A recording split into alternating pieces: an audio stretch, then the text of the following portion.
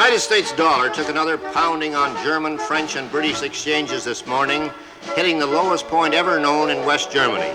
It has declined there by 41% since 1971, and this Canadian thinks it's time to speak up for the Americans as the most generous and possibly the least appreciated people in all the world. As long as 60 years ago, when I first started to read newspapers, I read of floods on the Yellow River and the Yangtze. Well, who rushed in with men and money to help? The Americans did, that's who. They have helped control floods on the Nile, the Amazon, the Ganges, and the Niger. Today, the rich bottomland of the Mississippi is underwater, and no foreign land has sent a dollar to help. Germany, Japan, and to a lesser extent Britain and Italy were lifted out of the debris of war by the Americans, who poured in billions of dollars and forgave other billions in debts. None of those countries is today paying even the interest on its remaining debts to the United States. When the franc was in danger of collapsing in 1956, it was the Americans who propped it up, and their reward was to be insulted and swindled on the streets of Paris. And I was there, I saw that. When distant cities are hit by earthquake, it's the United States that hurries in to help. Managua, Nicaragua is one of the most recent examples. So far this spring, 59 American communities have been flattened by tornadoes. Nobody has helped. The Marshall Plan, the Truman Policy, all pump billions upon billions of dollars into discouraged countries. And now newspapers in those countries are writing about the decadent, warmongering Americans.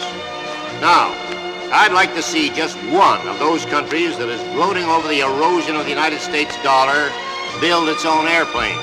Come on now, you, let's hear it. Does any country in the world have a plane to equal the Boeing Jumbo Jet, the Lockheed TriStar, or the Douglas 10? If so, why don't they fly them? Why do all international lines except Russia fly American planes? Why does no other land on Earth even consider putting a man or a woman on the moon? You talk about Japanese technocracy and you get radios. You talk about German technocracy and you get automobiles. You talk about American technocracy and you find men on the moon, not once but several times, and safely home again. You talk about scandals and the Americans put theirs right in the store window for everybody to look at. Even the draft dodgers are not pursued and hounded. They're right here on our streets in Toronto. Most of them, unless they're breaking Canadian laws, are getting American dollars from Ma and Pa at home to spend up here. When the Americans get out of this bind, as they will, who could blame them if they said to hell with the rest of the world? Let somebody else buy the bonds. Let somebody else build or repair foreign dams or design foreign buildings that won't shake apart in earthquakes. When the railways of France and Germany and India were breaking down through age, it was the Americans who rebuilt them. When the Pennsylvania Railroad or the New York Central went broke, nobody loaned them an old caboose. Both of them are still broke. I can name to you 5,000 times when the Americans raced to the help of other people in trouble. Can you name to me even one time when someone else raced to the Americans in trouble? I don't think there was outside help even during the San Francisco earthquake. Our neighbors have faced it alone, and I'm one Canadian who is damn tired of hearing them kicked around. They'll come out of this thing with their flag high, and when they do, they're entitled to thumb their noses at the lands that are gloating over their present troubles. I hope Canada is not one of these. But there are many smug, self-righteous Canadians. And finally, the American Red Cross was told at its 48th annual meeting in New Orleans this morning that it was broke. This year's disasters, with the year less than half over, has taken it all, and nobody, but nobody, has helped.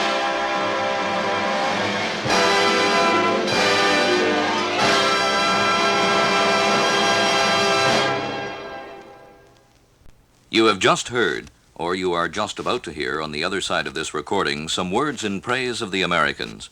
They are written and spoken by a man who is also an American, in the sense that he is a resident of North America.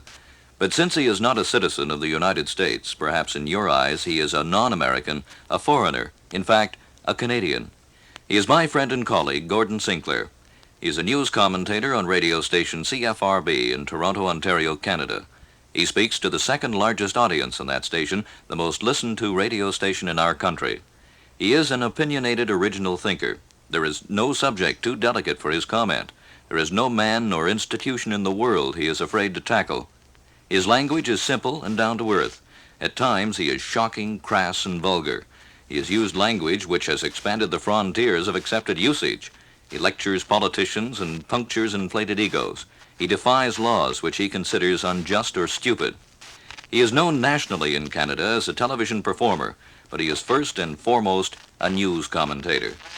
He is an old man now, but he has memories which reach back to the days when he was footloose in India and China and a score of the exotic lands of this earth as a foreign correspondent. He is fiercely proud to be a Canadian, and he has often commented critically about individual citizens of the United States and the actions of its government.